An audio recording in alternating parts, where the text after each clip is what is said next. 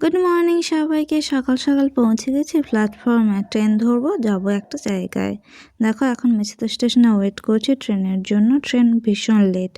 6:30টায় পৌঁছে গেছি। ট্রেন এসেছিলো প্রায় 8টা থেকে 8:30টার কাছাকাছি সময়। আর সামনে দিয়ে বন্ধ যাচ্ছিল, তাই একটু ভিডিও করে নিলাম। তো পৌঁছে গেছি আমাদের গন্তব্যস্থল খিরাইতে। চুমা ফুলের বাগান দেখতে দেখতে আমরা চলে যাচ্ছি আমাদের গন্তব্যস্থলে। যাচ্ছি কোথায় সেটা তোমরা গেস করতেই পারছো, কারণ খিরায় এসেছি, ফুলের বাগান তো শেষ, তার মানে আর অন্য কোথায় যাচ্ছি? হ্যাঁ, আমরা যাচ্ছি গোসাই বাবার মন্দিরে। যেতে যেতে প্রচণ্ড ঠান্ডা আর হালকা হালকা বৃষ্টি পড়তেও শুরু হয়ে গেছিলো। গিয়ে এখানে দেখো ফল কাটা শুরু হয়ে গেছে। আমাদের ফল কাটা কমপ্লিট। আর এই মন্দিরটায় বলে স্নান করতে হয়, সবার মনস্কামনা পূর্ণ হয়। আমি তো স্নান করতে পারবো না, সকাল থেকে বৃষ্টিও হচ্ছে, তাই একটু পাটা ধুয়ে চলে এলাম।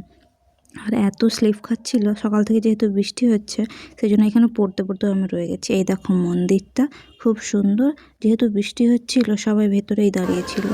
এই দেখো সকাল থেকে বৃষ্টি হচ্ছে যতক্ষণ না বাড়ি ফিরেছি আমরা।